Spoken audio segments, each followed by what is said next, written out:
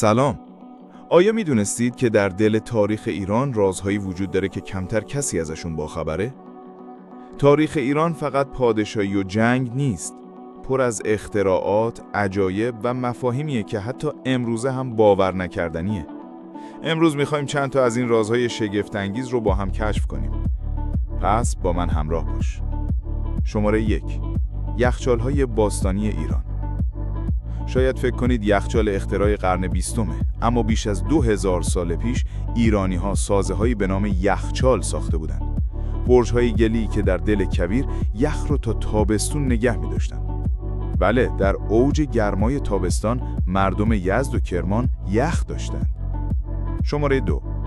نقش احترام به دشمن در تخت جمشید.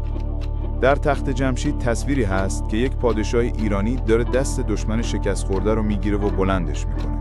نه توهین، نه تحقیر. در فرهنگ ایرانی حتی دشمن هم انسان حساب میشد. کجا دیدین همچین چیزی توی آثار باستانی دنیا؟ شماره 3. منشور داریوش کبیر فراموش شده اما قدرتمند. همه ما منشور کوروش رو شنیدیم. ولی آیا میدونستید داریوش کبیر هم منشورهای حقوقی و اداری قدرتمندی داشت؟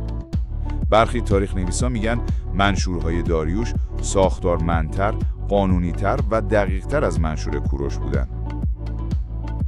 شماره 4. بانکداری در ایران باستان؟ بله. در دوران هخامنشیان سیستم وام، اسناد اعتباری و نگهداری طلا وجود داشت. اولین مفاهیم بانکداری مدرن از همین تمدن شکل گرفت. باور میکنی؟ شماره 5. نظام مالیاتی پیشرفته.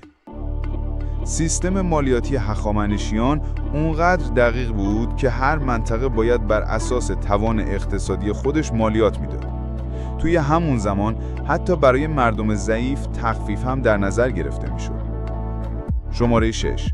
جاده شاهی، بزرگراه بین المللی باستانی. حدود 2500 سال پیش ایرانی‌ها جاده‌ای به نام جاده شاهی ساختند که از سارد در ترکیه امروزی تا شوش در ایران کشیده میشد. مسیر ارتباطی، تجاری و نظامی که در نوع خودش بی‌نظیر بود.